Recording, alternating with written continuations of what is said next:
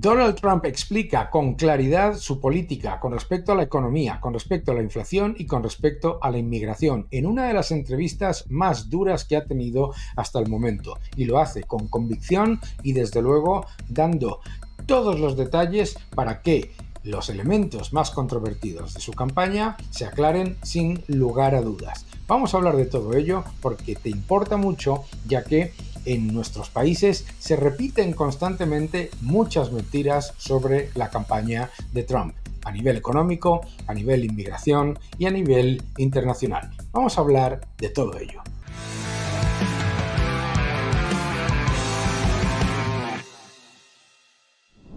Hola a todos y bienvenidos a mi canal. Muchísimas gracias por suscribiros, gracias por dejar vuestros comentarios y muchas gracias por darle un me gusta a este vídeo. Una de las entrevistas más duras que ha tenido Donald Trump y ha salido de manera absolutamente clara, perfecta, lo ha hecho fenomenal hasta el punto de que los propios comentaristas de medios que no son para nada afines han alabado el nivel de mesura y la claridad en las respuestas y la contundencia de las respuestas. Y eso no es fácil en unos medios que normalmente pues tienen más bien un sesgo hacia la izquierda. Vamos a ver algunos de los elementos esenciales de la entrevista y los comentamos mientras los escuchamos. Empezamos por la parte más controvertida de su plan económico. Promises on the campaign trail, which was to end inflation, to lower prices. You are now proposing tariffs against the United States' three biggest trading partners. Economists of all stripes say that ultimately consumers pay the price of tariffs. I don't believe Can it. you guarantee American families won't pay more?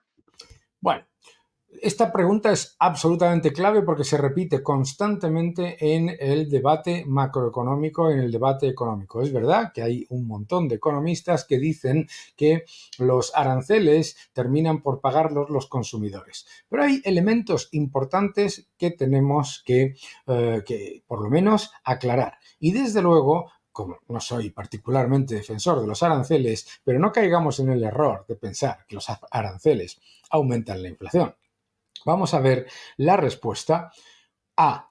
¿Puede garantizar a las familias americanas que no van a pagar más?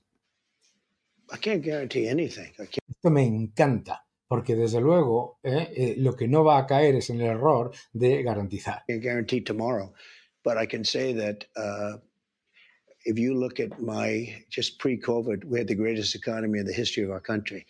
And I had a lot of tariffs on a lot of different countries, but in particular China, we took in hundreds of billions of dollars and we had no inflation. Esto es absolutamente clave. Los aranceles pueden tener efectivamente elementos negativos con respecto al comercio, pueden tener elementos negativos con respecto a las relaciones bilaterales que se pueden discutir. Pero desde luego lo que no se puede decir es que crean la inflación. ¿Qué es lo que crea la inflación? Imprimir mucho más dinero. ¿Y cómo se hace eso?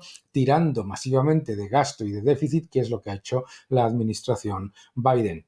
Aumentando la cantidad de dinero en el sistema, tirando de déficit público, el gobierno crea muchas más unidades monetarias y la inflación, que es la pérdida del poder adquisitivo de la moneda, aparece. ¿Qué es lo que ocurrió? Lo que ocurrió es que en el año 2021, cuando la economía ya estaba recuperándose de manera robusta, Biden y Harris se dedicaron a aumentar masivamente el gasto público y aumentar el gasto público a 2 billones más, 2 trillones norteamericanos que lo que había antes del COVID. Y con ello generaron la inflación que ahora están sufriendo todos los norteamericanos, que es la pérdida del poder adquisitivo de la moneda. Lo que repite el presidente Trump es que durante su mandato puso aranceles a muchísimos países y no tenía ningún tipo de inflación. Importante recordarlo.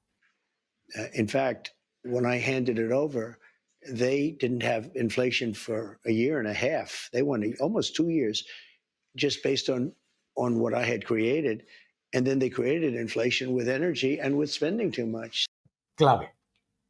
Aquí lo que está repitiendo es exactamente eso.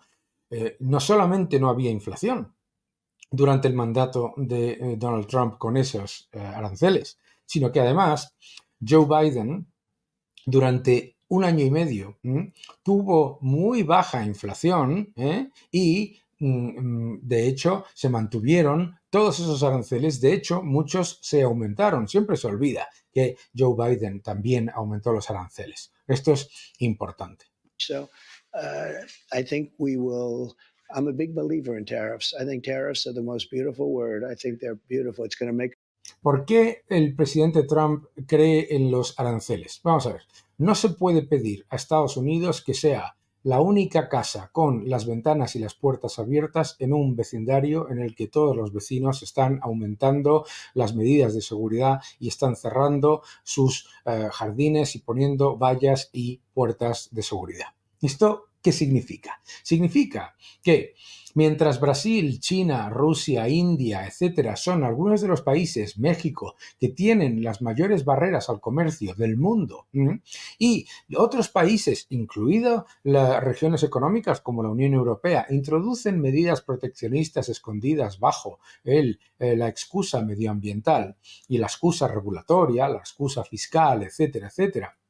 La única medida que tiene Estados Unidos, que es una economía libre, abierta y en la que no hay el intervencionismo estatal que tienen esas otras economías, pues la única medida que tiene para defenderse ante el proteccionismo de otros son los aranceles.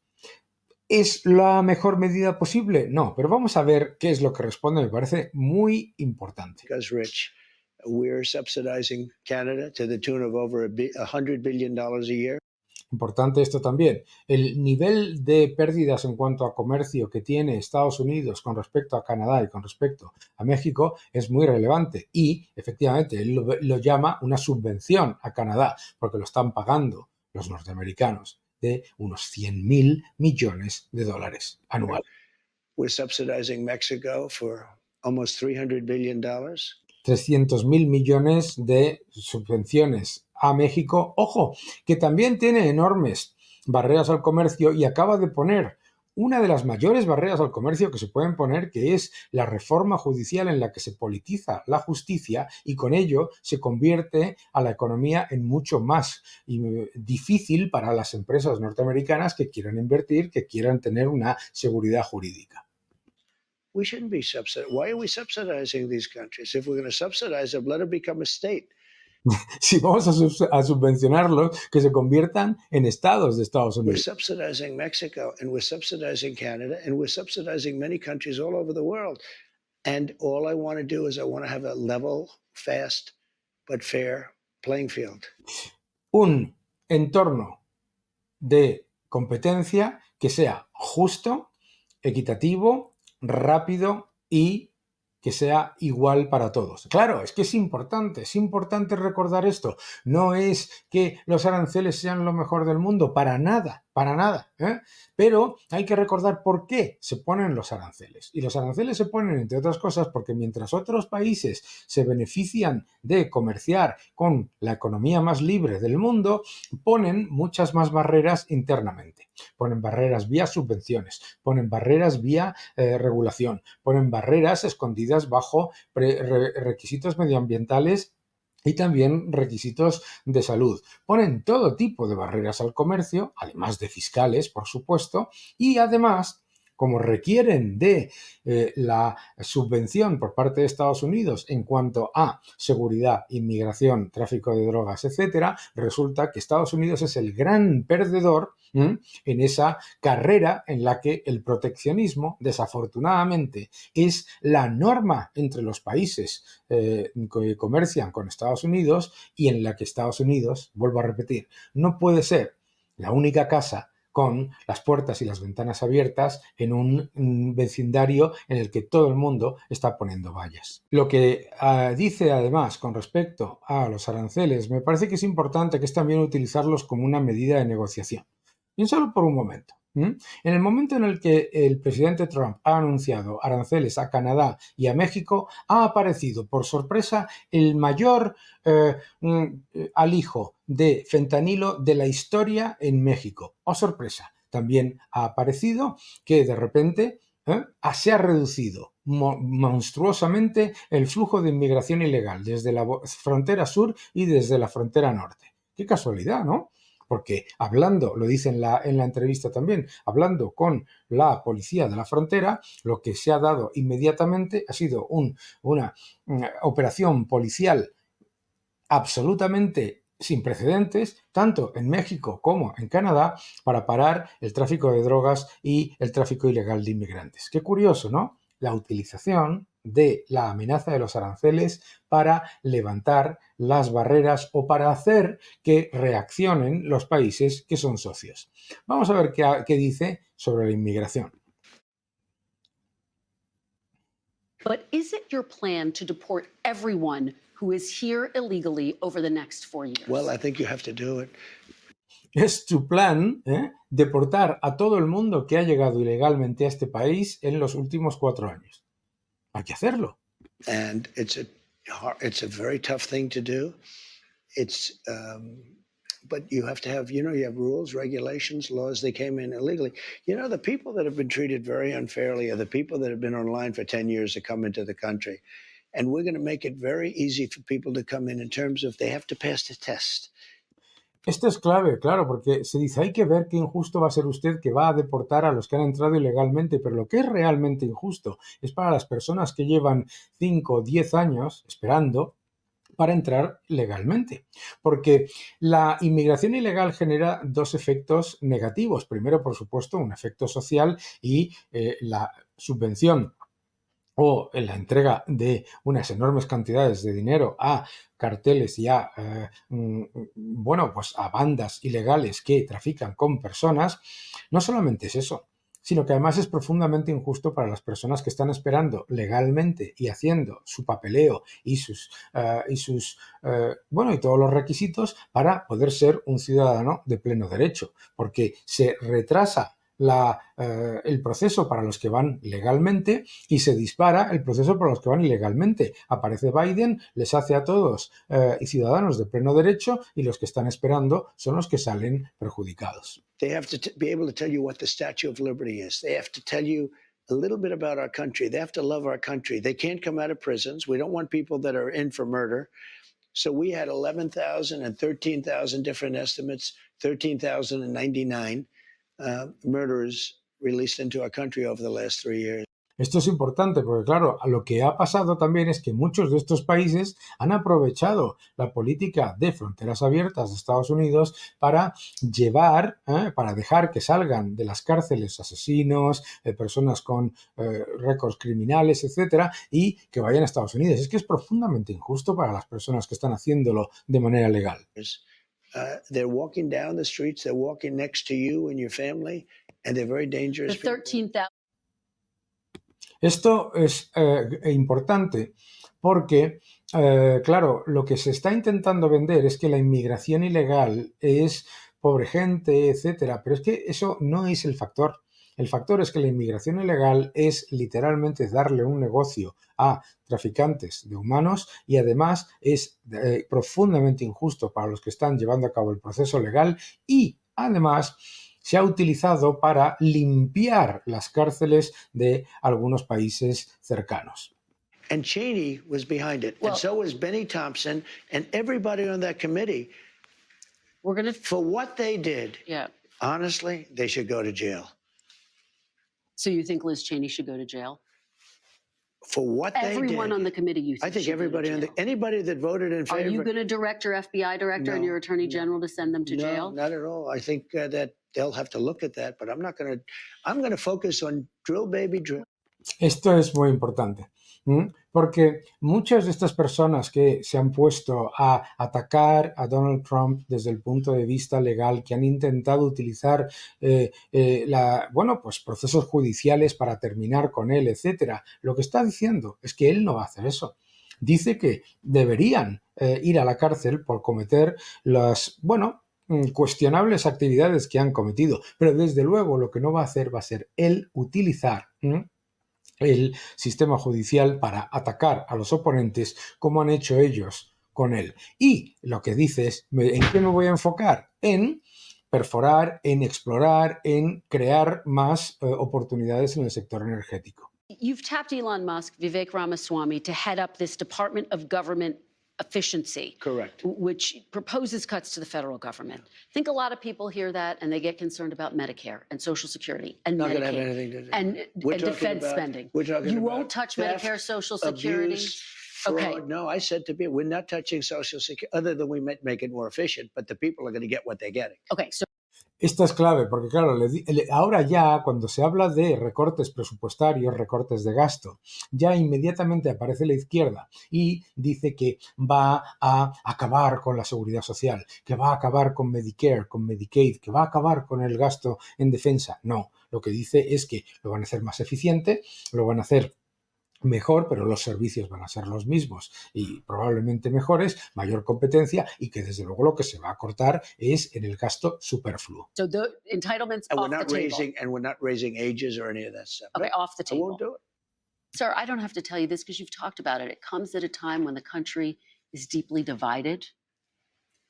And now you're going to be leading this country for the next 4 years. For the sake of unifying this country, will you concede the 2020 election and turn the page on that chapter? No. Es que esto es increíble, dice, el país está enormemente dividido y por la unidad, por la paz, va a conceder que las elecciones de 2020 fueron correctas. Dice, no. Y además tiene todo el derecho. Y además tiene todo el derecho. ¿De dónde viene que la división en Estados Unidos viene por culpa suya? Si la división en Estados Unidos, los que la han generado, han sido los demócratas constantemente atacando a los que no les votan, constantemente ignorando, ninguneando, vetando y cancelando a los que consideraban los deplorables, el resto de Estados Unidos, que es más de la mitad de los votantes. Es increíble. No, why would I do that? But let me just tell you, You when won't you ever say the concede. country is deeply divided, I'm not the president. Y cuando dice que el país está muy dividido, yo no soy el presidente, dígaselo a Biden, que es el que ha dividido al país y además lo ha hecho a conciencia. Lo ha hecho a conciencia creando un entorno en el que no solamente dividía por ideologías o por decisión de voto, sino que dividía entre sexos, dividía entre razas, el enfrentamiento constante entre los ciudadanos. Eso ha sido lo que ha hecho que Kamala Harris perdiera y su política, la política de división y de enfrentamiento. Joe Biden's the But president. you're going to be the president. No. I'm not the president. So when you say it's deeply divided, I agree. But Biden's the president, I'm not. Cuando dice que está muy dividido, que se lo pregunten al señor Biden, que se lo pregunten al señor Biden, que es el que decía que venía a unificar el país y lo que ha hecho ha sido que se divida todavía más, mucho más, con el wokismo, la cancelación, el veto, el odio al votante contrario, llamar deplorables a los que no les votan, etcétera. And he has been a divider. And you know where he divided it more than anything else, and it probably backfired on him. Y esto es clave, efectivamente. Biden y la administración Biden y Harris utilizaron la división, el odio y el enfrentamiento para intentar crear un estigma político y un entorno político que les diera la victoria y les ha salido el tiro por la I culata. think definitely is weaponization. When he weaponized the Justice Department and he went after his political opponent, me. La utilización, es que es increíble que le estén acusando a él antes de que no haya hecho absolutamente nada, pero es que la utilización del Departamento de Justicia contra él, el propio Joe Biden ha reconocido en su propio statement, en su propio documento de prensa, nota de prensa, ha reconocido que el Departamento de Justicia iba a por su hijo, por ser quien era y por su apellido. Es decir, estaba reconociendo la utilización política de la justicia. Uy, qué curioso, ¿eh? Qué curioso porque la utilizó y mucho contra Trump. He went after his political opponent violently because he knew he couldn't beat him. And I think it really was a bad thing. And it really divided our country. Sir, Democrats Esto es importante recordar que lo que ha dividido al país ha sido las políticas de los demócratas. have control of the White House now. They didn't in 2020. If they're going around stealing elections, why When you didn't say they do it Democrats this have time? control now, Of the White House. Yeah. So why didn't they steal this election? Since they have more power now. because I think it was too big to rig. Y le dice, claro, si estaban en el poder ahora y hicieron, bueno, fraude electoral en el año 2020, ¿por qué no lo han hecho ahora? Porque era demasiado grande para llevar a cabo ese fraude. So Silencio. you won't, Too big to rig. to the people who say that you're now directing your Justice Department to investigate 2020 no, and they want to move I have on. very Is capable. I that think a Pam good is going to use be of great. precious resources? By the way, Is that what you just so want you them know, to do? just so you know, I have the right to do that, but I'm not interested in that. Oh, I you're not. Tiene derecho a pedirle al Departamento de Justicia que investigue las elecciones de 2020, por supuesto que tiene derecho, pero lo más importante, no está interesado en hacerlo. You're not going to do that. I'm not interested. I have Okay. the absolute right. I'm the chief law enforcement officer. You do know that. I'm the president. But I'm not interested in that. You know what I'm interested in? Drilling and getting prices down and stopping people from pouring into our border that come from prisons and mental institutions. ¿Qué es lo que le importa? Más energía, bajar los precios, fortalecer la economía y dejar que se termine por fin la entrada de inmigrantes ilegales que vienen de cárceles y de instituciones mentales. I'm going to look at everything. We're going to look at individual Everyone. cases, yeah. Okay. But I'm going to be acting very quickly. Within your first 100 days, first day? First day. First day. Yeah, I'm looking Going first to issue day. these pardons. These people have been there. How long is it? 3 or 4 years. Okay. You know, by the way, they've been in there for years, and they're in a filthy, disgusting place that shouldn't even be allowed to be open. Let's talk about Importante sobre la decisión de probablemente indultar a los que asaltaron al Capitolio, que llevan ya en la cárcel más de 3 años. Eso es importante, pues lo va a mirar porque es no solamente su derecho, sino que además tiene la capacidad de hacerlo cuando... abortion, sir. You have taken responsibility for overturning Roe v. Wade. You've said that abortion is now a state issue. There are steps that you could take, though, as president to restrict abortion through executive action without Congress. More than half of abortions in this country are medication abortions. Will you restrict the availability of abortion pills when you're in office? Probably, I'll probably stay with exactly what I've been saying for the last 2 years, and the answer is no. Esto destruye de nuevo todo el argumentario de la izquierda que dice que Donald Trump va a acabar con el aborto, que va a acabar con con Medicare, con Medicaid, que va a cambiar la ley y va a utilizar la ley a su favor, etcétera. Fijaos con qué claridad y con qué rapidez y con qué contundencia responde a elementos que se han repetido una vez y otra vez. Vuelvo con el tema de los aranceles. Los aranceles no causan la inflación. Los aranceles pueden tener efecto sobre el precio de aquellos bienes o servicios que estén producidos 100% en el extranjero y que tengan demanda inelástica. El número de productos de ese tipo que hay en Estados Unidos es cero. Cero. Esto es importante entenderlo.